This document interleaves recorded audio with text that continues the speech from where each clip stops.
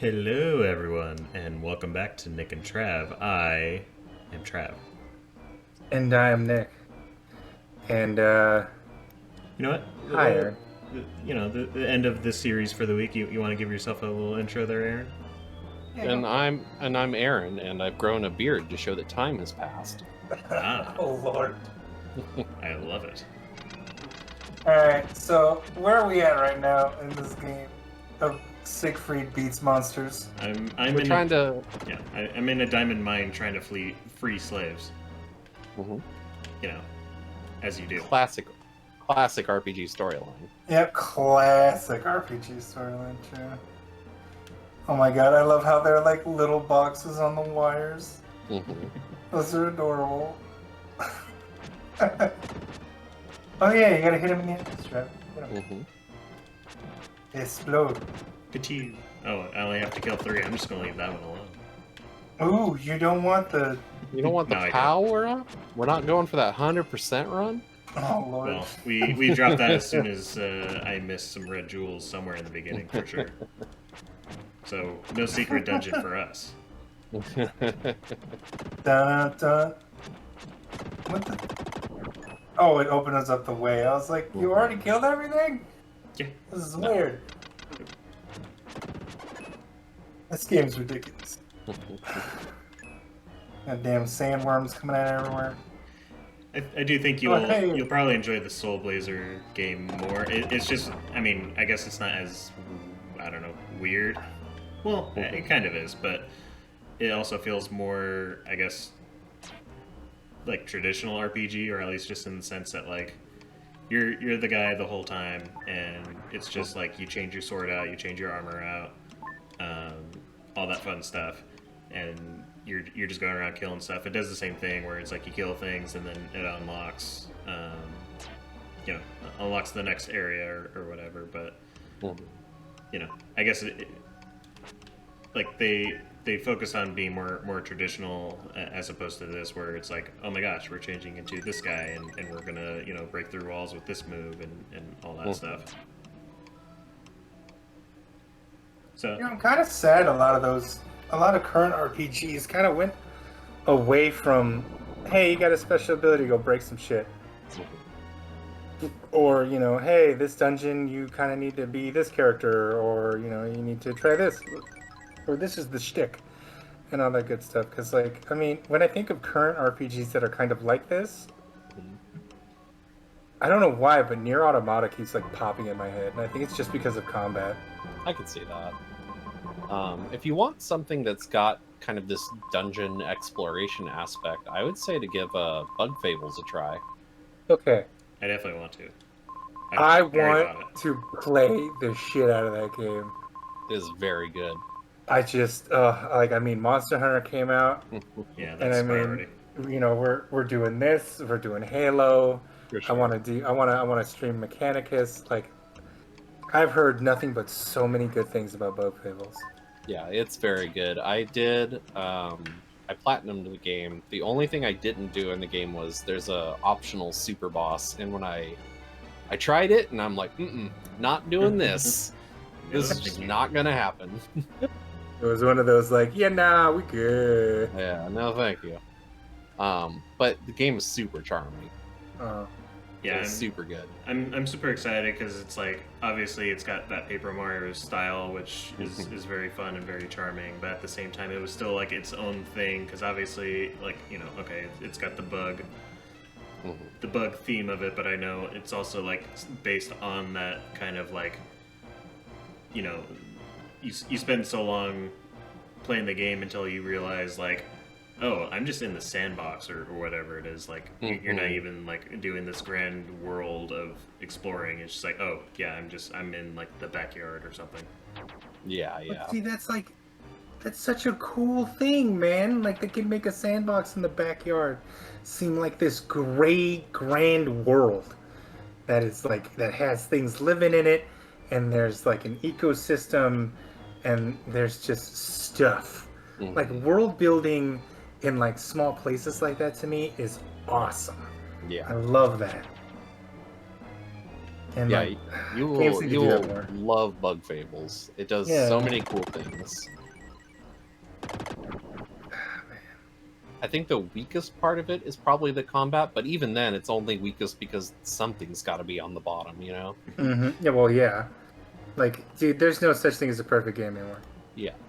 Well, Like, I feel the idea of a perfect game is so subjective Mhm. that no one's gonna sit here and be like, yeah, nah, perfect, 10 out of 10. We there, boys. We don't have to do nothing anymore. We out. Mhm. Yeah, I agree with that. well, but I hear Bug Fables isn't no Phantom Pain. You know what I'm saying? well, but for the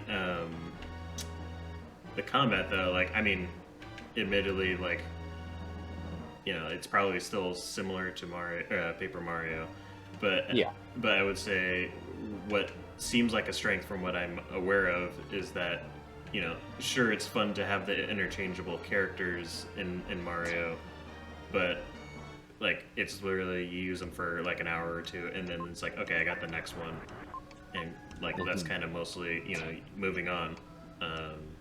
Whereas this, like, you have the same three characters and they have their jobs, and like obviously you get to actually know them because they all talk in the story and all this stuff. So like, you know, I don't know about the combat specifically, but the fact that you actually use all three characters for the same, throughout the game, I think would be an asset.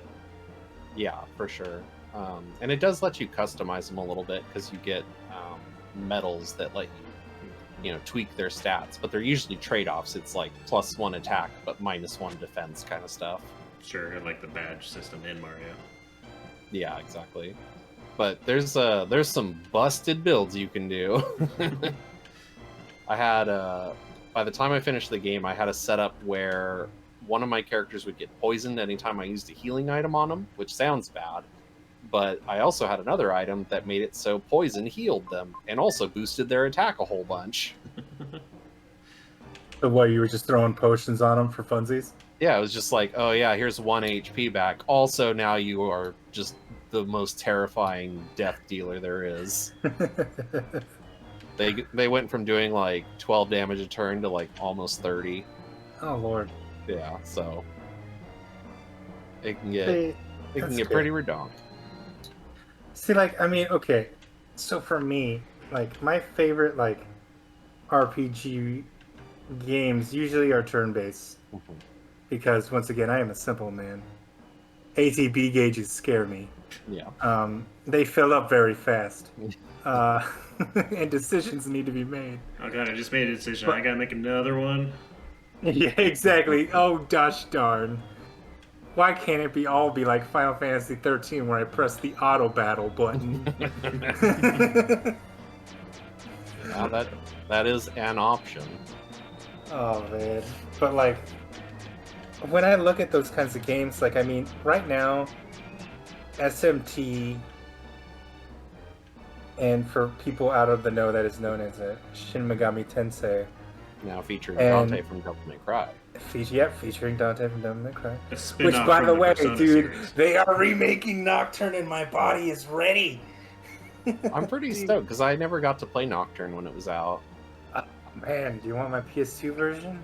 It's got Dante in it.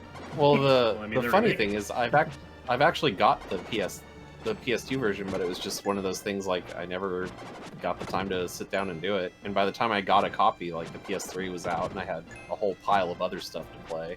Yeah. And I knew the remake is gonna.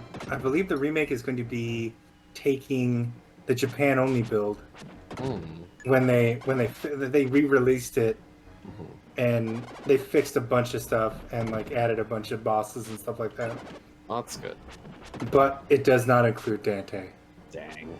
Yeah, it includes another bounty hunter from the series. Oh, we're gonna have Virgil? Right? The dream. The cooler of the brothers. But no, like I mean, like like for me it was because I haven't found anything else.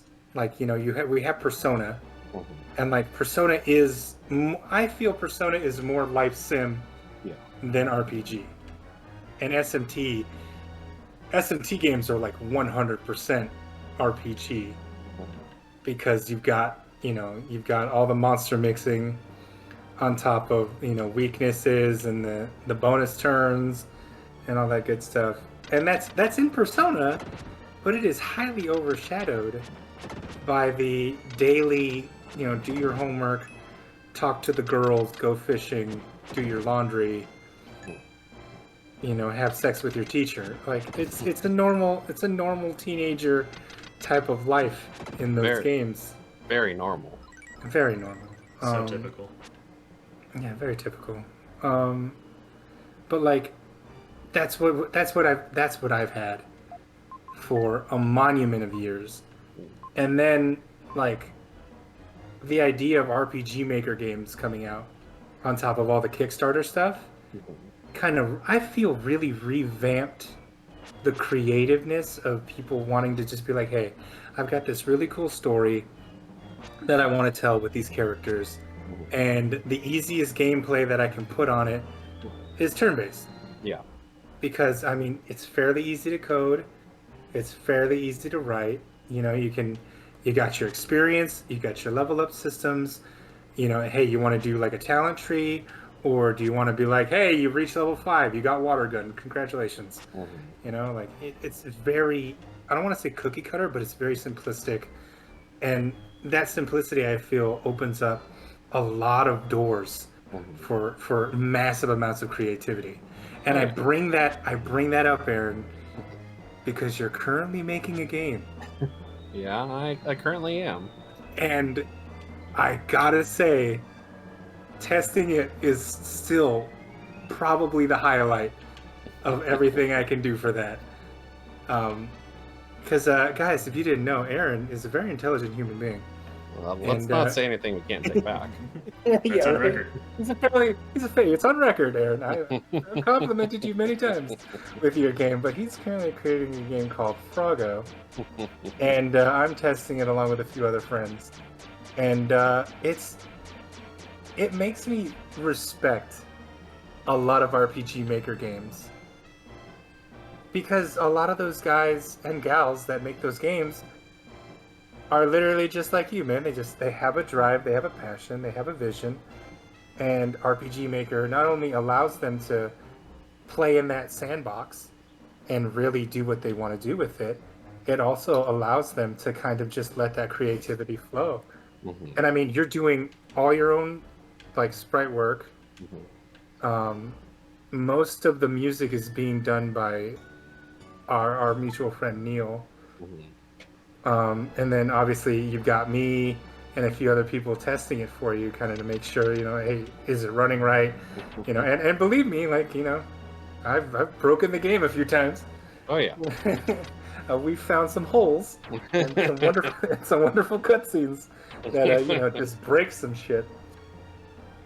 And I mean, that's, to me, it's a good thing to see that RPGs as a whole, whether it's turn-based, action combat, like what we're playing right now, and real time, like, I mean, let's look at Remake. FF7 Remake, they took the ATP and they built upon it, turned it into some sort of weird character action hybrid. I mean, they made it Kingdom Hearts, more or less, kind of. Fucking Nomura. I know you didn't want to say it, but I'll say it. It all comes back to Nomura. Oh my god. I'm just saying, I know you're gonna lose your shit when the second part of Remake comes out and they have one of those weird cutscene dream sequences and Sora's like, Cloud, you have to stop your nobody. Like, you're just gonna be like, here it is. I'd riot, dude. I would riot. Just Nomura, stop it. Wouldn't even be that surprising. They've already in the first part of Remake where it's like he's doing all that dreaming of Sephiroth or something. I don't know. I haven't played it yet. Okay, the idea I think Nomura was going for is the remake is like an alternate universe. Yeah, that's the. I mean, I don't want to get into spoilers because that one's still pretty fresh, but the end kind of says like, there's definitely like a thread of like, you know, fate and can you defy fate going on. Yeah. Yeah. There's I mean, I think him and Yoko Taro have been fucking hanging out a little too much. You know? Like Nomura one day picked up Nier Automata and was like, wow, this story's really crazy and convoluted and ridiculous. I should continue to make stories like this. I am stoked. Go ahead. No, you go. I was gonna say I am stoked for the remake of Nier. Yes. I'm looking forward to replaying that. I'm not going to lie. I am kind of sad that we're getting Brother Nier, Yeah. the Brother Nier version instead of Papa Nier. Because I'm not gonna lie, dude.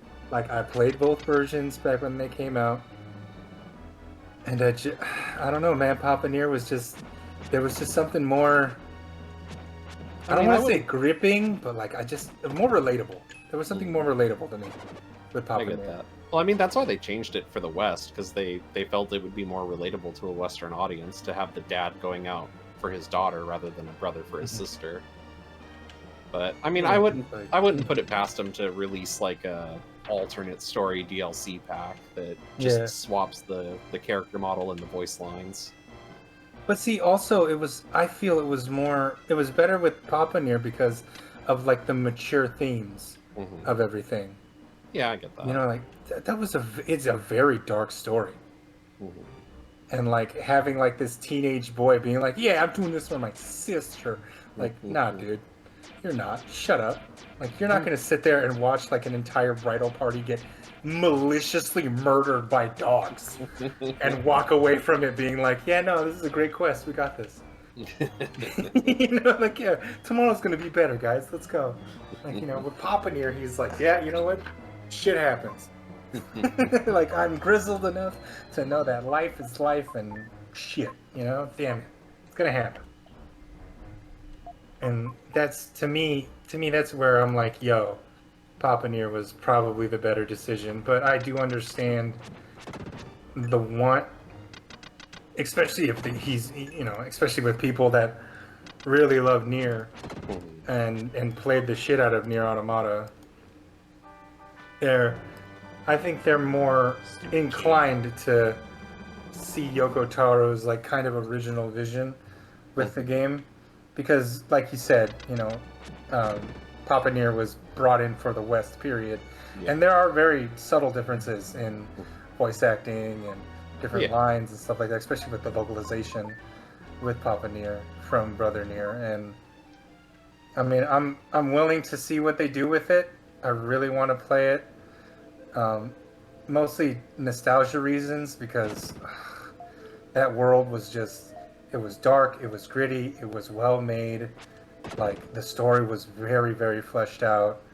And if you sat there and, like, you know, you did all the extra content, or you watched every cutscene and you read a lot of the lore tidbits that Yoko Taro would leave around, you got like a really, really intense and interesting story that made no sense.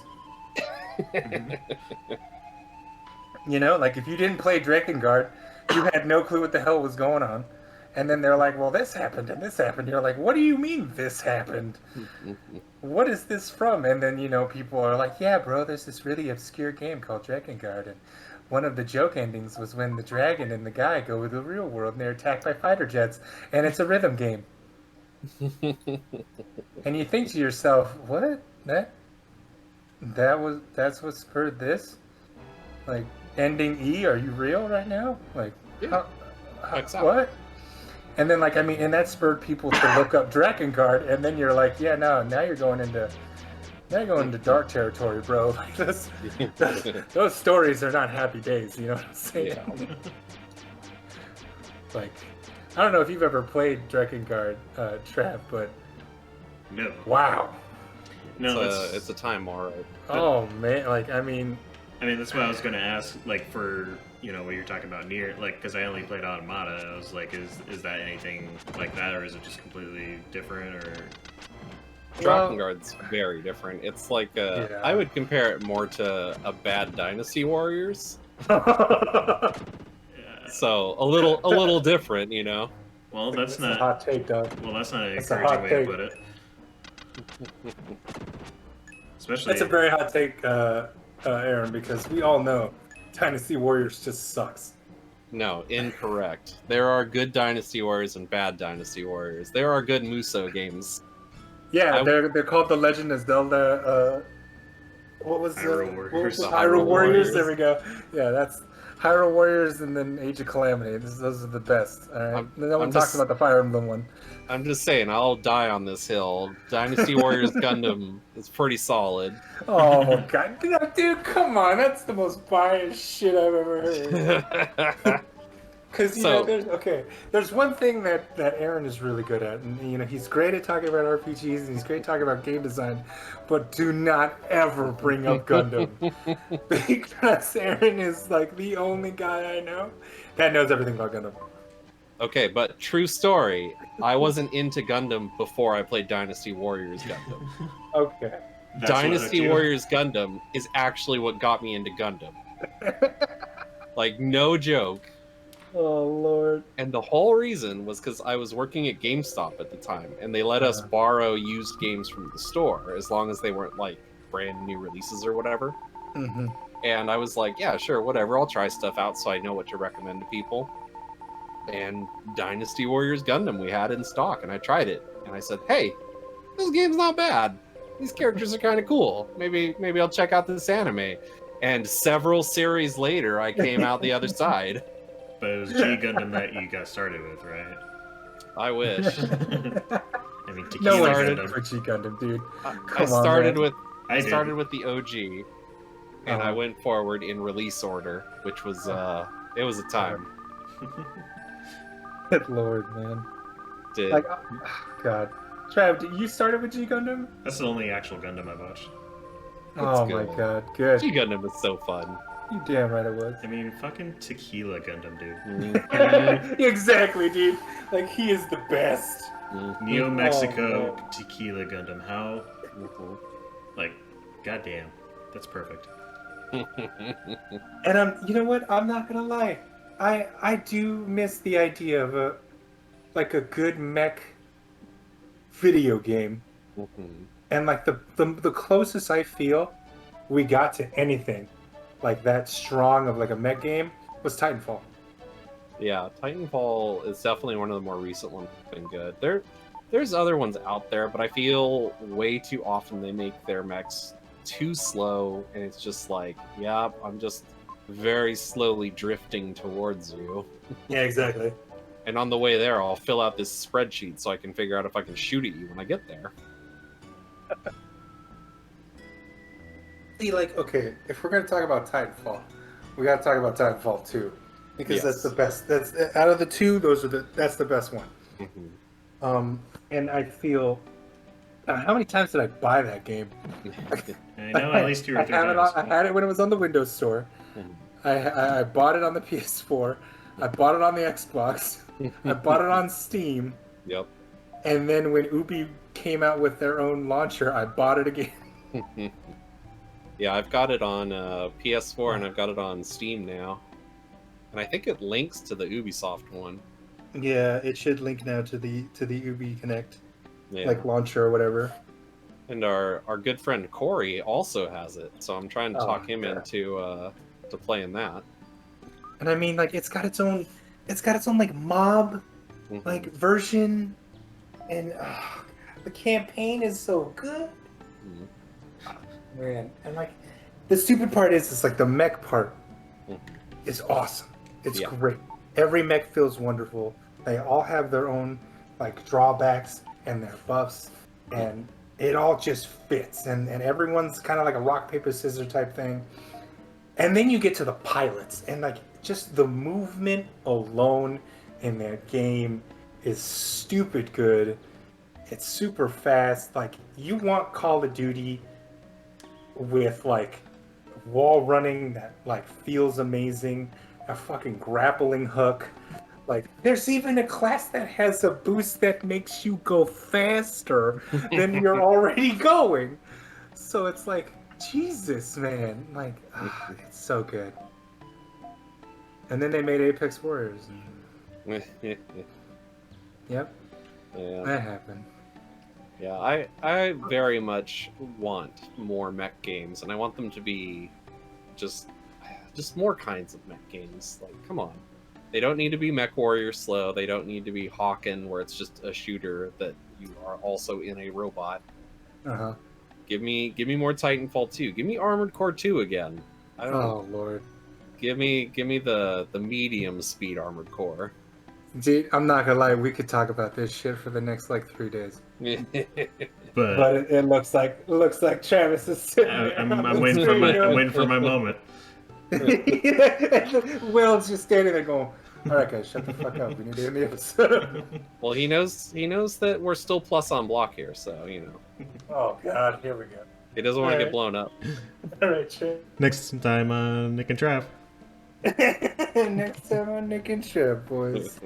I guess, it's the end of yeah. this week, so thank you very much, Aaron, for joining us. I'm sure we'll probably have you on some other time, maybe even next time. hell Who knows? Thanks for having me on. Sorry I talked so much.